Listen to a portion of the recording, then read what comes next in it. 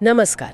आज हम एक ऐसी पहेली पर बात करने वाले हैं जो हजारों सालों से इतिहासकारों को उलझाए हुए है। मोहनजोदड़ो। सोचिए, एक शहर कोई 5000 साल पुराना जो अपने वक्त से कहीं आगे था। बिल्कुल। और फिर अचानक खामोशी, जैसे सब कुछ रुक गया हो। हाँ, यही सबसे बड़ा रहस्य। तो आज की हमारी ये जो चर्चा है वो इसी पर आधारित है। हमारे पास कुछ स्रोत है, एक लेख है, मोहनजोदड़ो का रहस्य और पूरा फैक्ट चैनल का विश्लेषण भी देखा है। अच्छा। तो कोशिश करेंगे समझने की कि आखिर इस शहर के खत्म होने की कहानी क्या हो सकती है। बिल्कुल। मोहनजोदड़ो जो 1922 में मिला था सिंध में, अब पाकिस्तान में है वो जगह। हाँ। ये सिंधु घाटी सभ्यता का एक, आप कह सकते हैं, नगीना था। मतलब आज से 5000 साल पहले वहाँ एकदम सीधी सड़कें थी, ग्रिड पैटर्न में। कमाल है। हर घर में अपना बाथरूम और जो पानी निकासी का सिस्टम था, ड्रेनेज, वो तो बस गजब। उस जमाने में ये दिखाता है कि इनकी टाउन प्लानिंग कितनी जबरदस्त थी। और एक बात और जो मुझे बहुत अजीब लगती है कि वहाँ कोई बड़े महल या किले वगैरह के निशान नहीं है। सही कहा। मतलब ऐसा लगता नहीं कि कोई राजा या बड़ी सेना वाला सिस्टम रहा हो। शांति प्रिय लोग लगते हैं। हाँ, लेकिन यही शांति वाली बात इसके अंत को और भी ज्यादा मिस्टीरियस बना देती है ना? बिल्कुल। क्योंकि जब खुदाई हुई तो मिला क्या? सड़कों पर कंकाल, घरों के अंदर कंकाल। जैसे वो लोग जो भी कर रहे थे, बैठे थे, काम कर रहे थे, बस वैसे ही रह गए, जैसे वक्त फ्रीज हो गया। रोंगटे खड़े हो जाते हैं सोचकर। तो सवाल उठता है कि आखिर हुआ क्या था वहाँ? और देखिए, यहीं से फिर अलग अलग थ्योरीज आनी शुरू होती। एक थ्योरी तो बहुत ही, कहना चाहिए, सनसनीखेज थी शुरू। कौन सी? कुछ रिसर्चर्स ने दावा किया कि भाई कुछ कंकालों में रेडिएशन, मतलब रेडियोधर्मिता, सामान्य से कहीं ज्यादा मिली। कितनी ज्यादा? इतनी कि उसकी तुलना हिरोशिमा नागासाकी से की गई।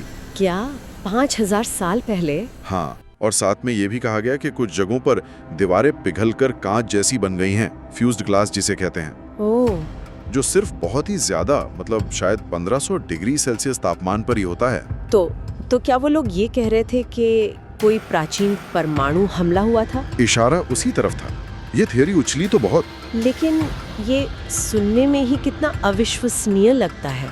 5000 साल पहले परमाणु बम किसके पास थे? यही तो सवाल है। स्रोत भी ये सवाल उठाते हैं, पर जवाब किसी के पास नहीं। और सच कहूँ तो ये परमाणु वाली थियरी अब ज्यादा मानी नहीं जाती, बहुत विवादित है ये। अच्छा, क्यों? कई एक्सपर्ट्स मानते हैं कि वो जो रेडियोधर्मिता के दावे थे वो बढ़ा चढ़ाकर बताए गए थे। अच्छा। और वो जो पिघली हुई चीजें मिली वो शायद किसी भयंकर आग या किसी भट्टी वगैरह की वजह से भी हो सकती हैं। जरूरी नहीं परमाणु विस्फोट। ये बात तो सही है। तो फिर और क्या कारण हो सकते हैं? देखिए, ज्यादातर वैज्ञानिक अब दूसरे कारणों पर ध्यान देते हैं, जैसे कि सिंधु नदी में कोई भयानक बाढ़ आई हो। हाँ, नदी तो पास ही थी। बिल्कुल। हो सकता है बाढ़ ने शहर डुबो दिया हो, या शायद नदी ने अपना रास्ता बदल लिया हो और पानी की कमी हो गई हो। ये मुमकिन लगता है। और हो सकता है कोई बहुत बड़ा भूकंप आया हो, उसने शायद पूरे शहर को हिला दिया हो, ड्रेनेज सिस्टम बर्बाद कर दिया हो। सूखा पड़ना भी एक कारण माना जाता है, लंबे समय तक बारिश ना हुई हो। और वो आर्यों के हमले वाली बात, वो भी तो सुनी थी। हाँ, वो थियरी भी थी एक जमाने में। आर्य बाहर से आए और उन्होंने हमला किया, लेकिन उसके भी कोई पक्के सबूत, मतलब पुरातात्विक सबूत नहीं मिले हैं। तो मतलब कई सारी थ्योरीज है, लेकिन कोई भी पूरी तरह से ये नहीं समझा पाती कि सब कुछ एक पल में कैसे खत्म हो गया। एग्जैक्टली, यही प्रॉब्लम है।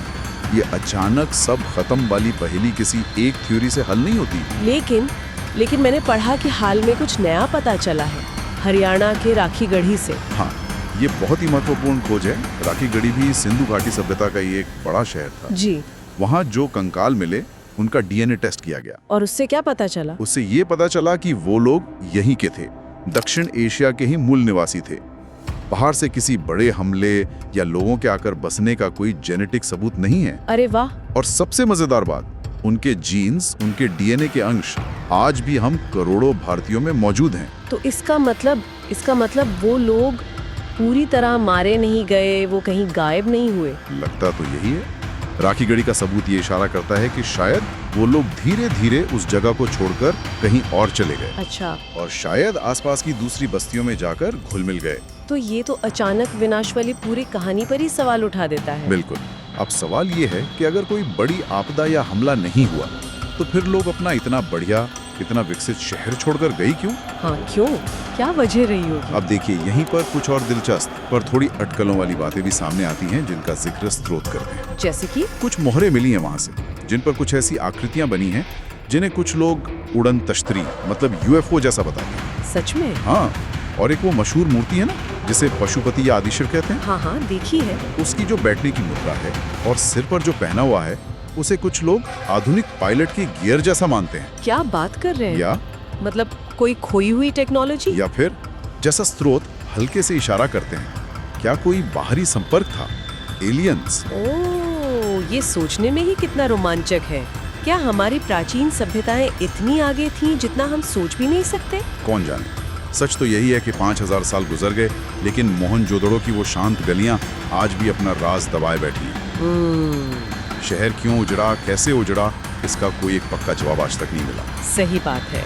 ये स्रोत हमें कई दिशाओं में सोचने पर मजबूर करते हैं। कोई कुदरती आफत, कोई इंसानी तबाही जिसका हमें अंदाजा नहीं, या फिर शायद लोग धीरे धीरे चले गए जिसके कारण अब हमें पता नहीं। तो ये चर्चा हमें इसी सवाल के साथ छोड़ जाती है कि आखिर इतनी व्यवस्थित, इतनी उन्नत सभ्यता कैसे बिना कोई साफ वजह बताए इतिहास से ऐसे मिट सकती है। बिल्कुल, और ये सोचना भी लाजमी है कि क्या हमारे अतीत में ऐसे और भी अनगिनत रहस्य हैं जो बस खुलने का इंतजार कर रहे हैं। शायद ये वाकई एक ऐसी पहेली है जो हमें सोचने पर मजबूर करती है।